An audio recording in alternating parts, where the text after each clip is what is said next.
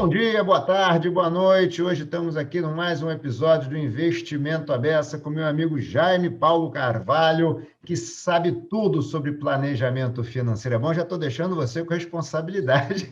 Já sabe tudo de planejamento financeiro e tal. Vai dar uma. Para a gente, não vou dizer uma aula, que uma aula é um negócio chato. Isso não é uma aula. Ele vai conversar com a gente sobre alguns temas, mas que vão circundar ali, vão ficar no entorno do planejamento financeiro, que é a principal praia do Jaime hoje. Tudo bem, Jaime? Hudson, obrigado pelo convite, obrigado a todo mundo que está ouvindo, está tudo ótimo.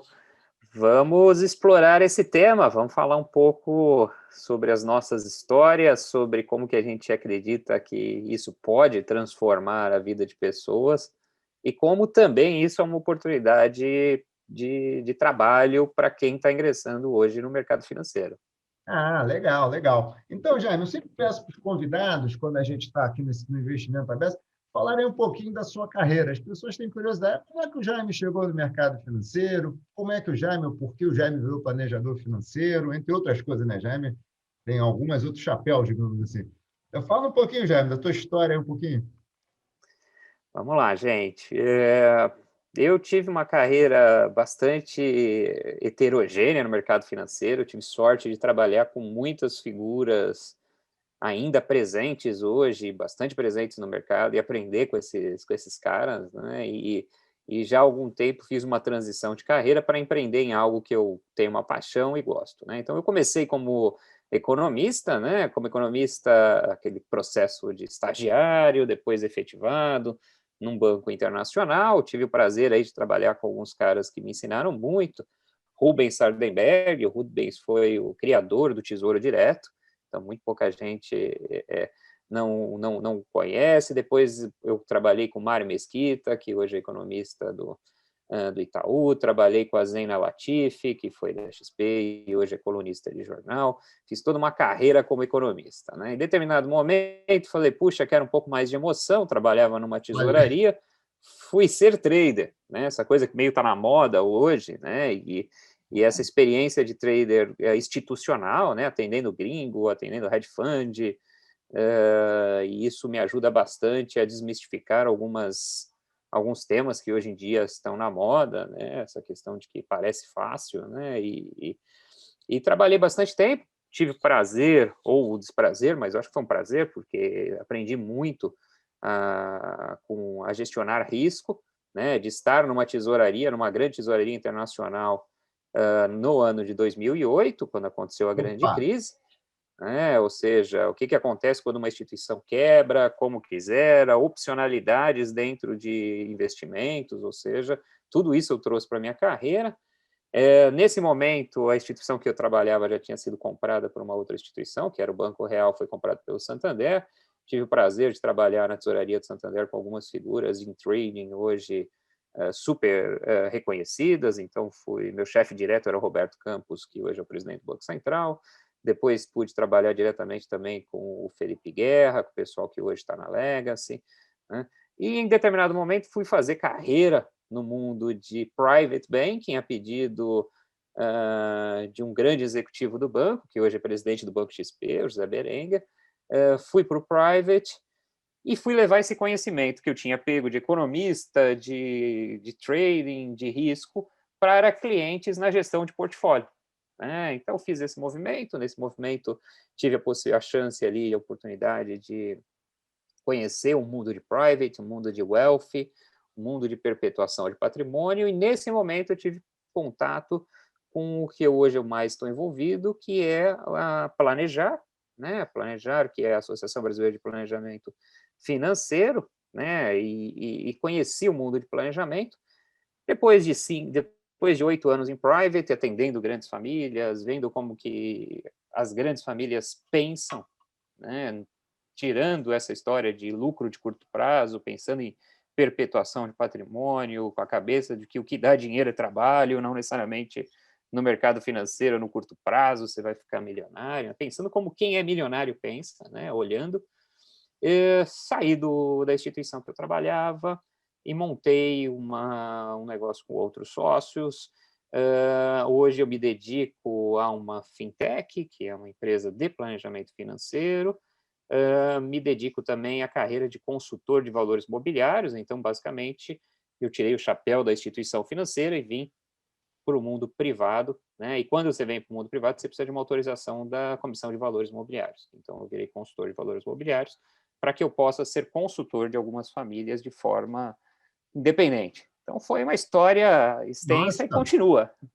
não, a história continua, não para, pelo amor de Deus, a história continua. Agora é uma história, como você falou, de transições, né? Uma história que começa numa área de economia, vai passando para uma área mais de tesouraria trade, depois private, chegando na... Muito bacana, já, bacana. Não conhecia em detalhes, não. Super bacana, a trajetória muito bonita. Bonita mesmo. E aí, fala para a gente, Jaime, tem dois aspectos aqui que a gente vai abordar um pouco mais, que é o seguinte, o que é planejamento financeiro, né? O que faz um planejador financeiro? Né? Então, eu acho que esse é um tema super importante, Hudson, e agradeço a oportunidade de falar dele, porque, na prática, nenhum cliente conhece o que é planejador financeiro, né? Essa é uma palavra técnica utilizada por nós profissionais, né? Um cliente não acorda um dia e falou, preciso de um planejamento financeiro. Estou passando na minha frente da super rico. Nossa, acho que eu preciso de um planejamento Vou financeiro. entrar aqui na planejamento financeiro. Não, o cliente tem uma dor financeira, né? Então, o cliente tem uma necessidade financeira, pode ser precisa de uma ajuda para o fluxo de caixa dele, ele precisa de uma ajuda para a questão de sucessão, ele precisa de uma ajuda para medir, pô, gente, será que o dinheiro que eu estou guardando é o valor que eu preciso para viver quando eu estiver me aposentando? O cliente tem uma necessidade. Então, o planejamento financeiro em si é o nome do processo de técnicas que a gente usa para Uhum. trazer uma solução de uma dor do cliente.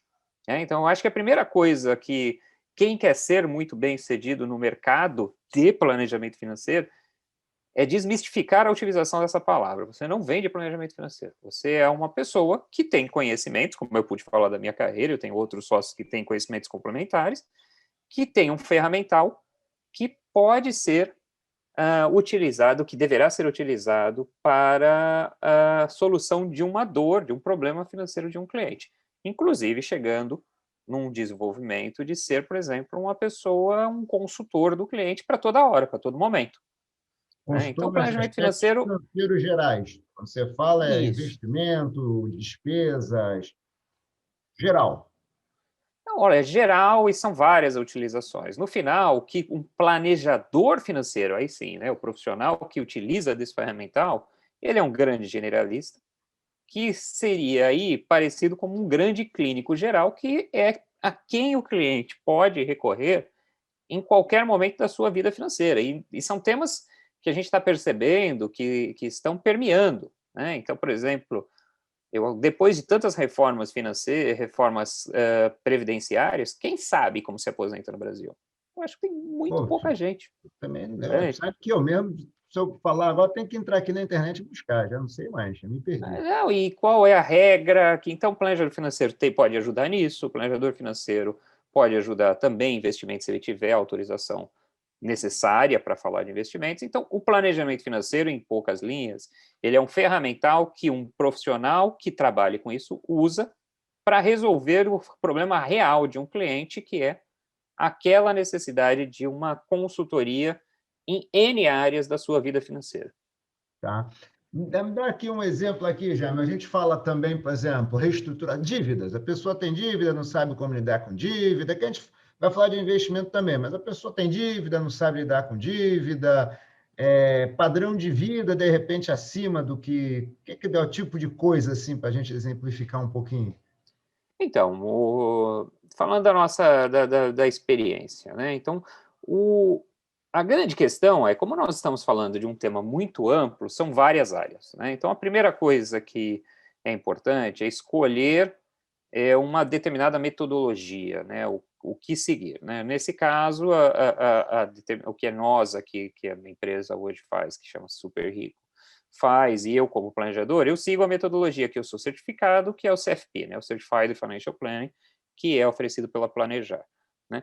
Esta metodologia, ela cobre 6 áreas, basicamente. Né? Então, que é uma área de organização de fluxo do cliente, a questão como você disse, de investimentos, a questão de seguros, a questão de sucessão, a questão tributária, né, e a questão também previdenciária. Na prática, quando você vai, você nunca tem um cliente que você precisa cobrir, dificilmente você vai ter um cliente que vai cobrir todas essas áreas. Você tem um cliente que tem, como eu disse, uma dor. Então, como você disse, muitas vezes o cliente precisa de uma ajuda para organizar o seu fluxo de caixa em uma visão isenta, que não aquela visão de uma instituição financeira que quer vender um produto, né, de qual que seria o melhor caminho para ele sair dessa dívida, né? E as pessoas falam, não, mas se o cara está endividado, o cara não pagaria por uma consultoria. Muito pelo contrário, o cara está precisando de ajuda, ele paga sim. Então, Analogia do médico, ele tá sem dinheiro, mas está com um problema, tem que ir no médico, não tem jeito. ele precisa dessa ajuda, né? Então, você falou, dívida é um dos ramos que os planejadores podem trabalhar, né? A questão de objetivos, a gente gosta muito disso, isso daí na literatura é chamada de goal-based planning, né? Ou seja, você ter aí um objetivo, né? Um planejamento de objetivos, as pessoas têm muita dificuldade de quantificar, né? E normalmente a gente superestima, então o brasileiro é super otimista, né? Então a pessoa fala o seguinte, não, vou me aposentar com um caso mais simples, assim, me aposentar com a previdência privada pública é muito pouco, R$ 1.000, R$ 1.200, que é o que eu tenho piso ali, não dá para viver. Possivelmente não dá para viver hoje mesmo uma família de classe média.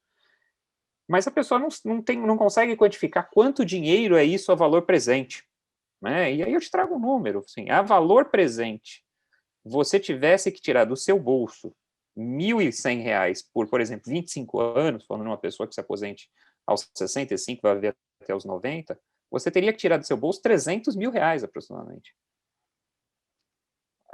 Ou seja, se aposentar com 10 mil, tudo bem que tem juros sobre isso, você vai precisar no mínimo 2 milhões e pouco para 3. As pessoas não têm essa. Então, quando você quantifica isso para a pessoa volta com um olhar e fala, gente, preciso de ajuda. Então, essa é uma outra área, a área de investimentos a gente falou, a área de sucessão e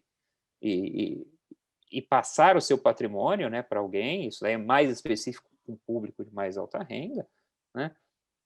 Mas a gente percebe várias áreas em que os clientes precisam podem contratar um planejador. Nossa. Eu vou te fazer uma pergunta sobre isso, mas antes eu queria que você falasse um pouquinho da Planejar, porque acho que muita gente não conhece a Planejar, e acho que o Jaime ele é conselheiro, diretor, não sei se você vai falar melhor, de Planejar, que você faça um pouquinho do que é a Planejar, o pessoal também, acho que é legal. Então, vamos lá, assim, né? Eu acho que a Planejar, ela é a detentora dos direitos de uma marca internacional que chama CFP, Certified Financial Planning, que já conta aí com aproximadamente 200 mil certificados aí mundo afora, né? Aliás, um pouco mais já, que são profissionais que exercem, que utilizam-se dessa metodologia, que foi uma metodologia criada no mercado americano, que hoje tem aí em mais de 20 países, o Brasil é um dos 5 maiores em número de certificados, ou seja, pessoas autorizadas a usarem esse selo, essa marca. Maiores? Isso aí, então, Brasil, China, você tem aí a África do Sul, né? Então você tem um crescimento, né? Em economias centrais é muito comum ter isso, né? Então na Europa, nos Estados Unidos, na Austrália, no Japão, são países onde você tem essa carreira se desenvolvendo, e no Brasil a Planejar é detentora dessa marca, né? E basicamente o que a marca faz, o que é a certificação, né? Então aí vem outra coisa seguinte, isso aqui a gente já está falando da educação continuada, né? Não é mais aquele profissional que fez uma faculdade, já é esse equivale a falar assim, cara, eu já fiz uma faculdade, já fiz uma pós, eu quero melhorar, eu quero... Como que um cliente escolhe entre duas pessoas? Né? Então a ideia da certificação é essa, que você tem um selo diferente que o cliente olha, quem é esse que tem esse selo é um profissional que segue alguns padrões. Então a Planejar é uma associação que hoje já conta com mais de 6 mil certificados, né? O profissional, para ser certificado, ele tem que ter o que nós chamamos de 4 E's, né? Que seria exame, ele tem que passar numa prova que é bem cascuda, né? São mais de 2 dias de prova e dificilmente quem consegue passar na primeira data. Ele tem que ter experiência, então é necessário que ele tenha tido experiência com pessoas, né? Não basta ser um técnico, né? Ele tem que ter aí, ser aderente ao código de ética, né? E ele tem que ser um profissional que tenha tido aí curso superior, então educação continuada, ou seja, ele tem que ter créditos para manter a certificação. Então, a certificação não é só fazer a prova e manter o selo, não. Ele tem que participar durante o ano de vários cursos de reciclagem, né? Então, estudar sempre, estudar, sempre estudando, sempre se atualizando. E essa é a ideia da certificação, né? Nós estamos falando exatamente nesse momento de uma reforma, um projeto de reforma tributária, né? Se essa reforma passar, muda muita coisa no planejamento das pessoas. Então, o papel da Planejar aqui é trazer fóruns de discussões do que isso muda. Então, a Planejar é essa associação, né? Eu sou membro conselheiro. O que é um conselheiro? Eu fui eleito por esses 6 mil, por parte dessas 6 mil pessoas, para representar eles nessa associação. Porque a associação não tem fins lucrativos, então todo recurso que a gente recebe é devolvido, paga-se royalties, né, para o dono da marca, mas é devolvido para o certificado. Tá. Para o mercado, para o cliente, é uma grande vantagem, que é exatamente como que ele diferencia 2 ou 3 pessoas em relação ao que vai oferecer um serviço mais ou menos similar, né? Então, essa é a ideia da Planejar. Tá. Então, voltando agora um pouquinho àquela papo anterior, quais são os principais, não sei se problema é a palavra certa, já, mas as principais questões que aparecem assim para você? Se tivesse que fazer uma lista de um top 5, assim, a pessoa te procurou, o que, ou você, ou pessoas que você conhece, assim, o que são os top 5 assim, de problemas, angústias que as pessoas levam a te procurar? Então, eu acho que aí essa pergunta é ótima, Hudson, porque assim, eu acho que o primeiro ponto é, muitas das pessoas que procuram um planejador financeiro falam o seguinte: se eu conhecesse que existisse isso, eu teria procurado antes, né? Pô, legal. Então, a dor sempre existiu, o cara só não sabia a quem recorrer, né? Se você faz uma pesquisa na internet, é algo quase antropológico, você joga ali no Google e pergunta, com quem tiro minha dúvida financeira, tem lá um ranking, né? O ranking é internet, depois parente, né? Depois gerente de banco, e tem gente que fala assim, cara, eu simplesmente não tiro, eu ajo, né? Então, o principal tema que as pessoas nos procuram é muito diverso, né? Mas as pessoas, a partir do momento que as pessoas começam a ter conhecimento que existe algum profissional que pode ajudar, é o tema da dor dele, né?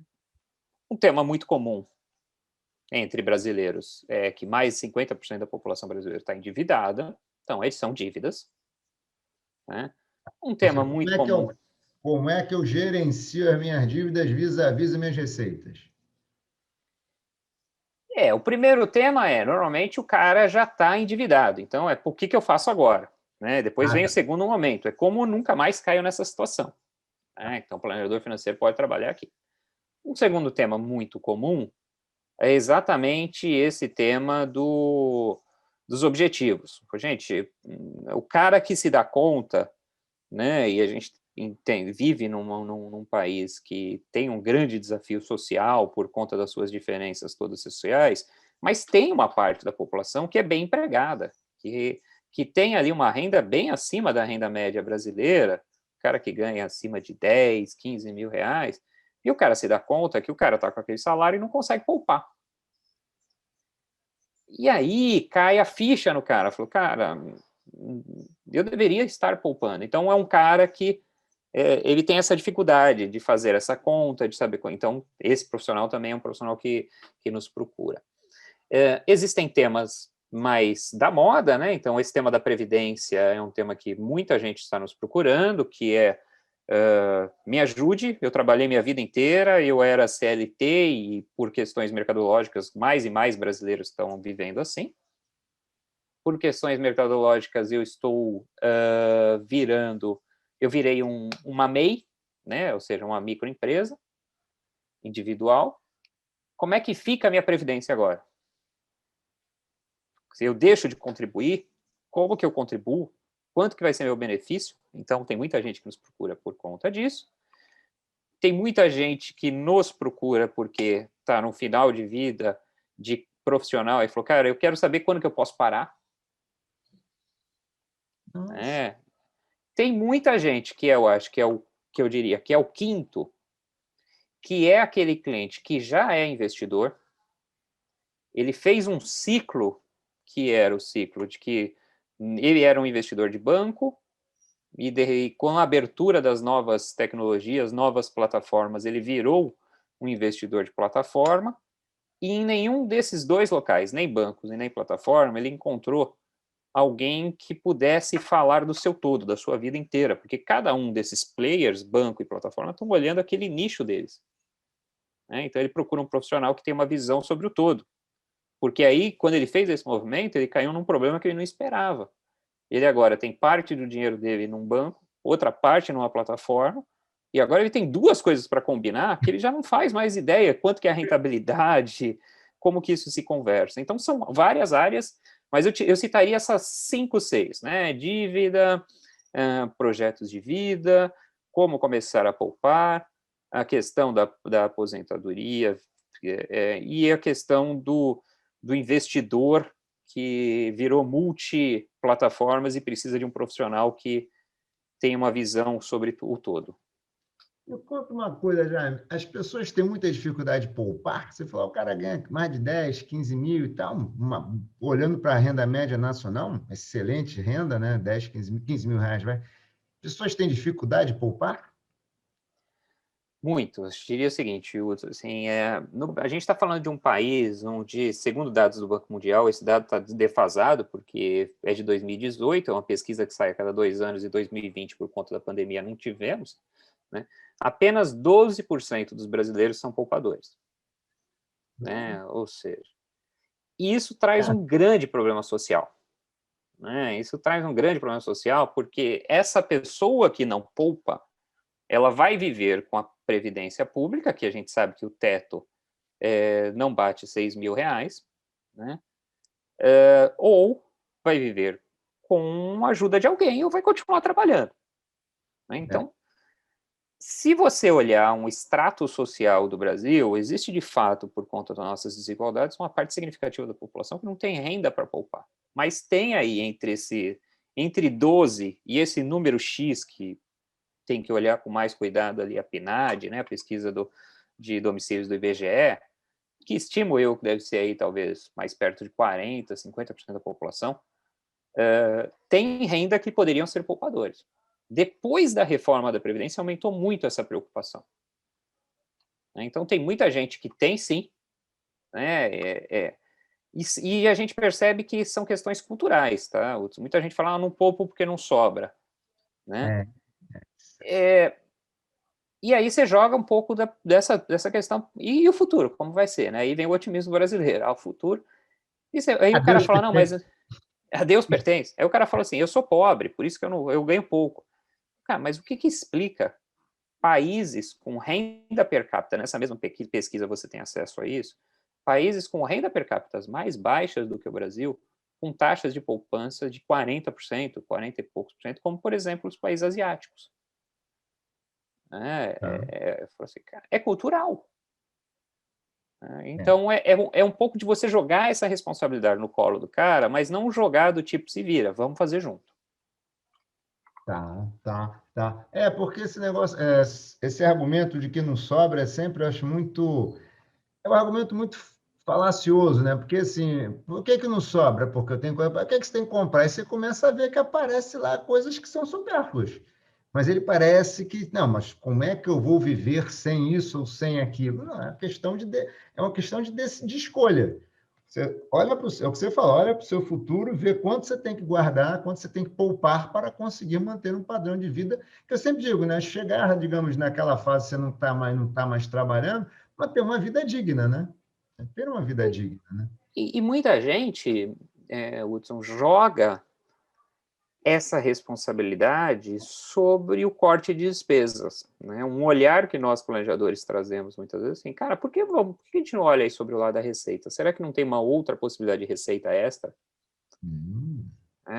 Você está no ápice da sua vida produtiva, num mundo que está sofrendo mil disrupções, onde você tem N soluções tecnológicas que estão sendo mais utilizadas por conta da pandemia. Será que você não consegue ter uma renda extra montando um outro negócio? Será que você não pode dar uma aula? Será que você não pode fazer um bolo em casa para vender? Será que você...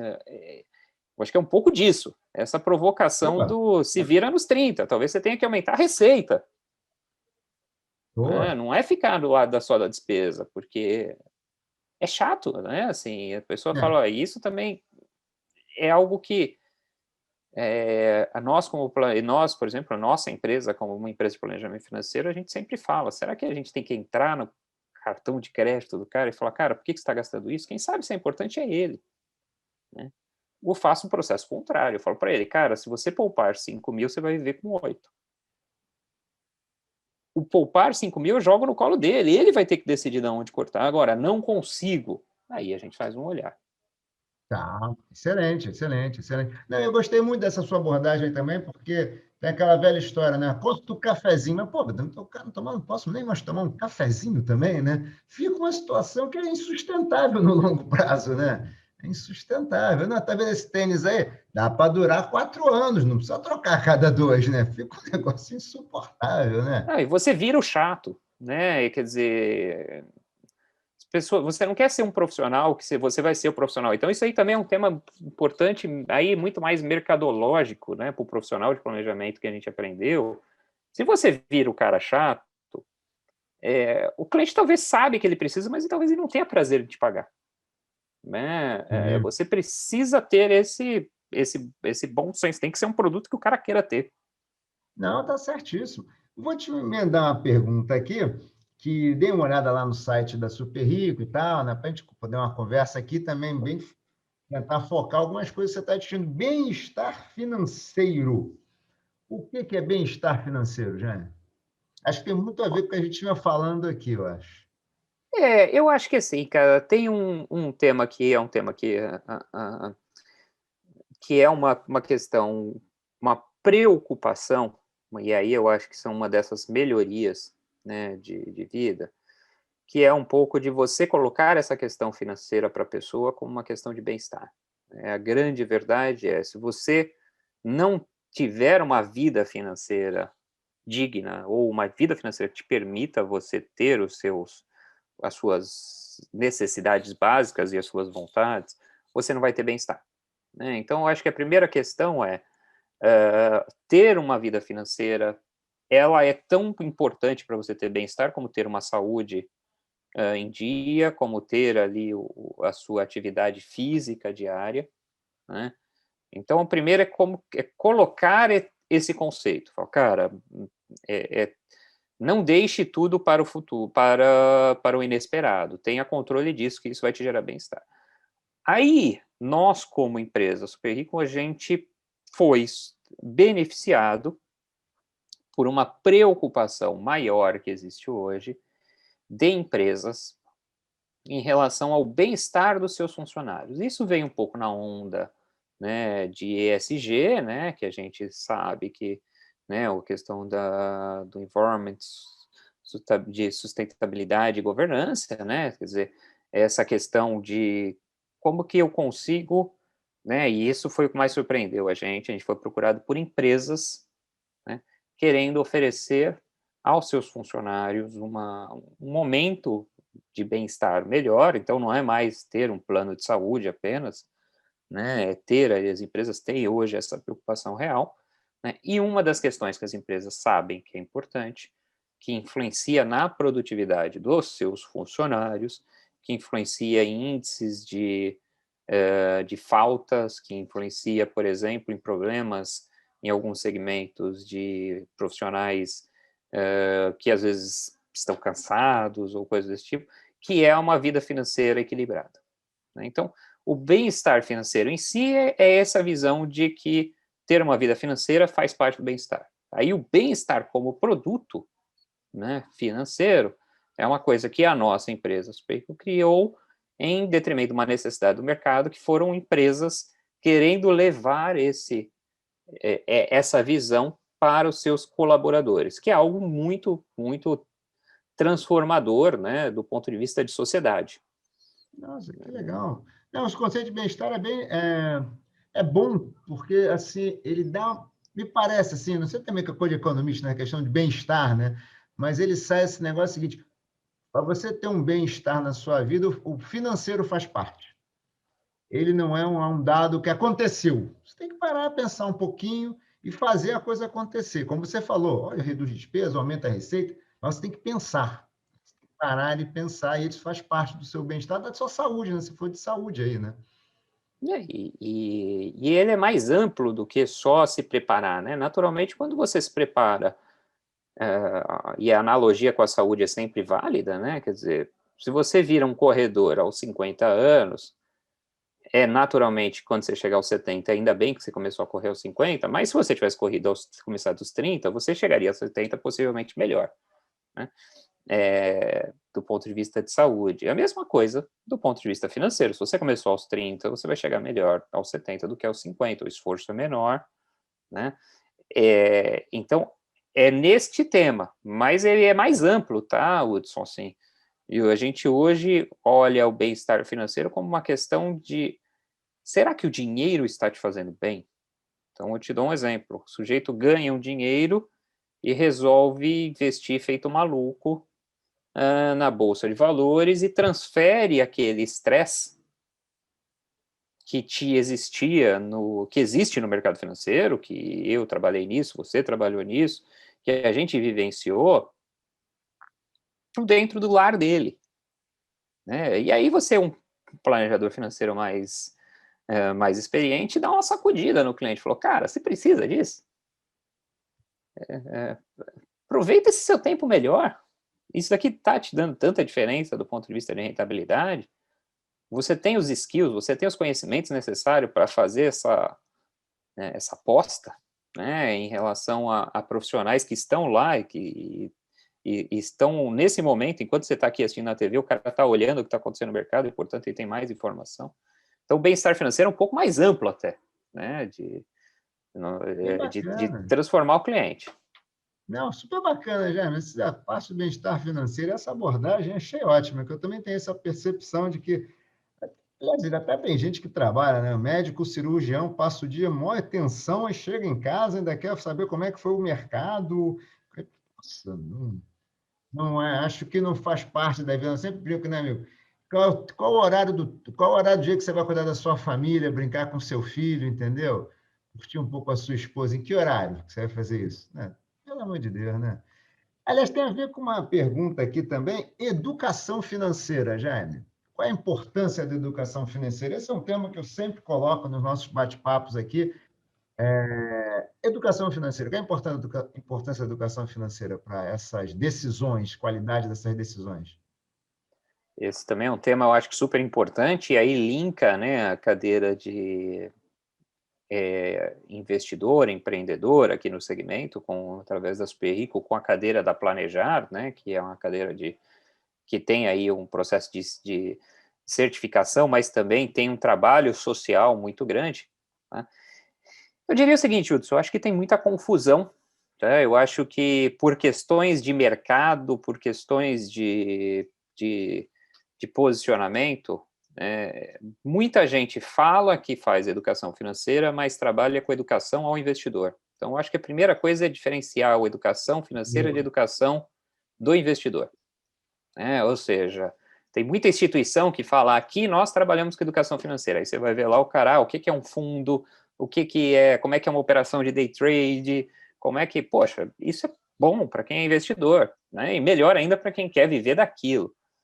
Agora, isso não é educação financeira. Educação financeira são princípios mais básicos, né, de finanças, de cálculos de finanças, questões mais holísticas, né, de como você pode ter a sua atividade de educação, de ter uma vida financeira melhor, né? Uma questão mais conceitual, né? Então, hoje, a educação financeira faz parte da grade educacional de crianças, escolas. Então, já tem algumas pessoas, algumas empresas sendo formadas de levar conteúdo de educação financeira para o que a gente chama de K12, né? Que serão as escolas básicas. Então, a educação financeira é aquilo que quem teve uma boa educação financeira, tem muito cliente, tem muita gente que você conversa que é bacana, fala, eu aprendi isso daqui logo com meu pai, logo cedo. Então, aquelas famílias que tiveram acesso, aquelas pessoas que tiveram acesso por conta dos seus pais, por alguém que desde cedo ensinou princípios, e são princípios muito básicos, né, de não gastar o que você não tem, né, de o que é melhor, quais são, como fazer escolhas, né?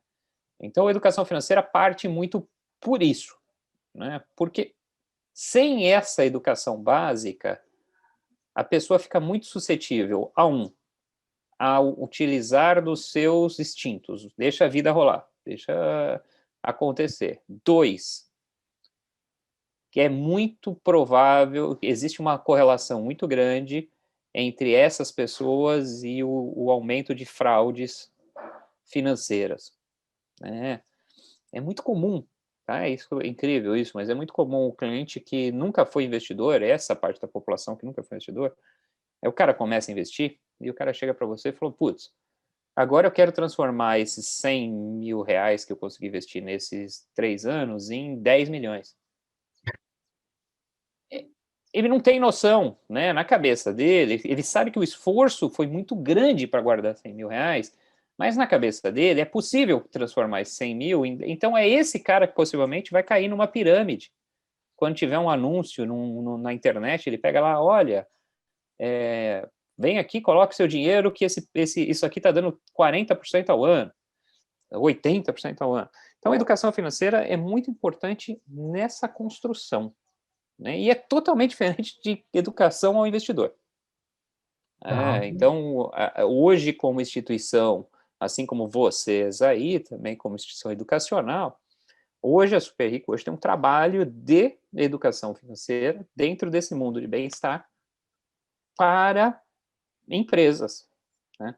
Onde algumas empresas nos contratam para falar de educação financeira, não de educação. E, aliás, no contrato está escrito lá, você não pode falar de investimentos. Por quê? Ótimo. Porque muitas vezes essas empresas já tiveram experiências ruins. Eles chamaram alguém para fazer isso e o cara era um cara voltado à educação ao investidor e falou de coisas ali que não estão no universo das pessoas. Aquelas pessoas nem começaram a se organizar, quanto mais falar em investimento. Ou seja, quando você fala em educação financeira, você está falando de princípios. Princípios te ajudam a pensar, por exemplo, como é que o dinheiro se multiplica ao longo do tempo, como fazer um orçamento, coisas que são de princípios, receitas e despesas. Isso aí, são conceitos, princípios que vão ajudar nessa construção, mas quando ensinados, a pessoa segue. E a pessoa, mais do que isso, a pessoa é uma multiplicadora. Tá. Excelente. É bom isso. Muito bom. Essa questão do multiplicador é fundamental. Fundamental. É fundamental. Já a gente está chegando aqui ao final, a gente tem aqui nosso compromisso de manter ali no entorno do 45, é uma pena. Mas é bom que a gente acaba sempre tendo que voltar para uma segunda conversa, né? Isso é bom também, né? Isso é bom. Eu queria, Jaime, assim, então, caminhando aqui para o final, mas tem uma pergunta que eu queria te fazer, que você falou lá no início, mas eu não preferi não explorar, deixei mais para o final. As pessoas conseguem acumular riqueza, capital, fazer poupança com o seu trabalho ou apostando no mercado financeiro, hein? Então, eu acho que talvez este foi o maior exemplo que eu aprendi quando eu fiz o movimento de carreira de sair de cuidar do dinheiro do banco para cuidar do dinheiro de pessoas, né? Quando eu fui cuidar do dinheiro de pessoas, eu percebi que uma parte significativa daquelas pessoas que tinham grandes valores aplicados na instituição financeira, o dinheiro veio do trabalho.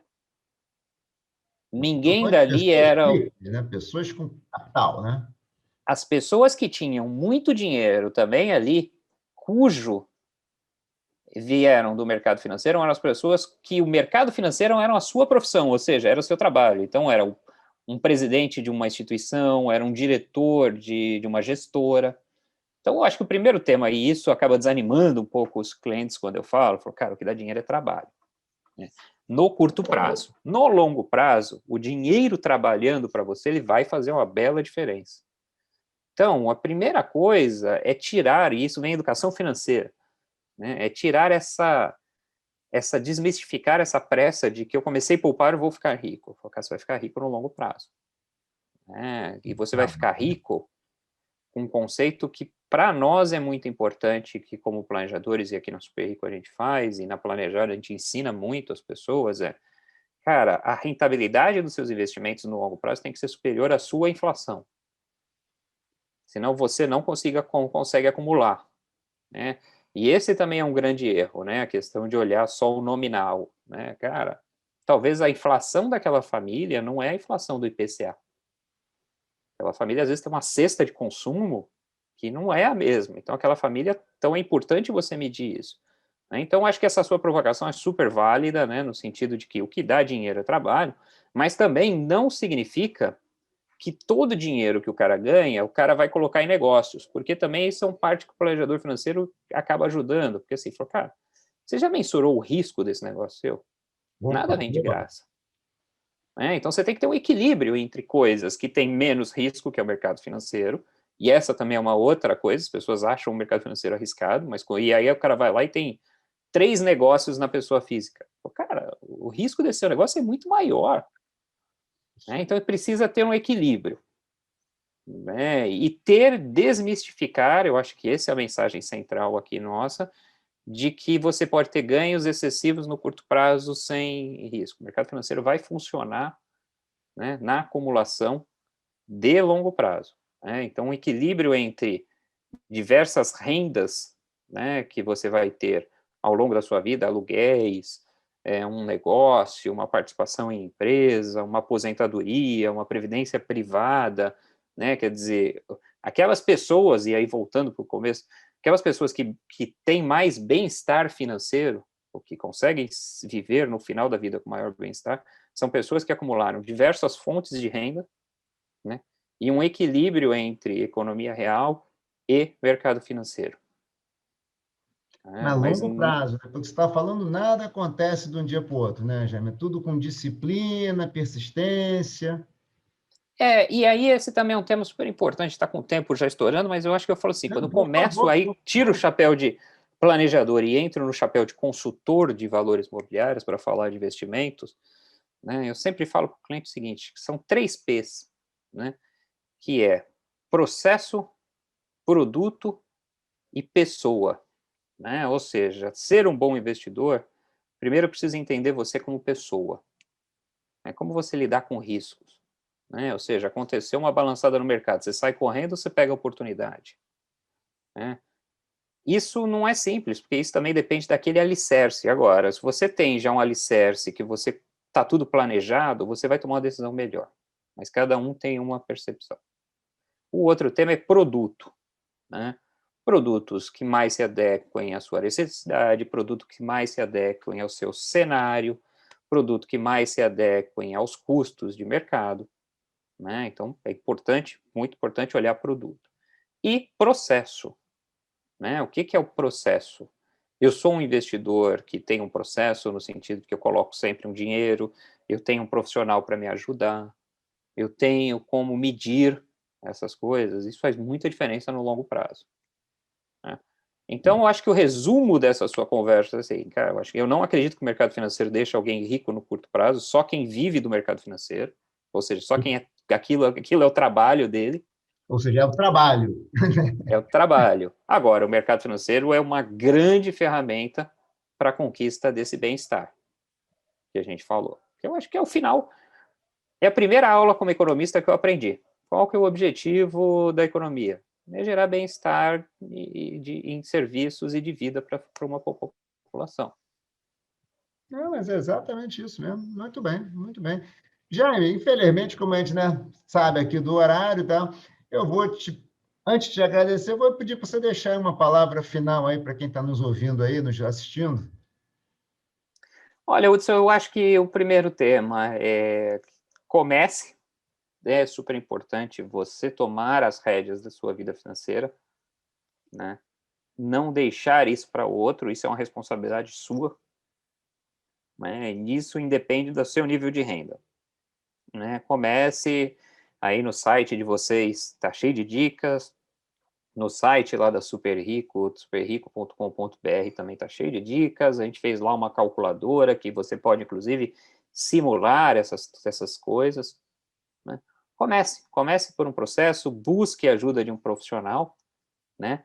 E talvez a última mensagem essa é uma carreira que eu acredito muito. Então, profissionais do mercado financeiro tradicional, daquela visão produto, pensem em fazer essa mudança, porque eu acho que esse aqui é mais o futuro. Com plataformas, bancos concorrendo, produto é uma commodity. O que vai fazer diferença são pessoas em que os clientes possam acreditar, possam ouvir, possam contar. Então, aqui tem uma grande oportunidade para profissionais que também queiram trabalhar com isso. Tá certo. Meu amigo Jaime, foi um prazer essa conversa. Te agradeço enormemente pelo papo. Aprendi bastante aqui com você hoje. Acho que é um papo super rico. Ó, foi um trocadilho, não. Olha o trocadilho. Mas muito obrigado mesmo. Adorei o papo. Acho que foi um papo muito bacana, com muita informação aqui, muito aprendizado. Muito obrigado, Jaime. Valeu mesmo. Obrigado pelo convite, um abraço a todos. Então, Jaime, abraço aí a todos que estão nos vendo, vão nos ver, vão nos ouvir. Abraço a todos aí. Boa semana, muita saúde para todos. Jaime, mais uma vez, muito obrigado, hein? Abraço.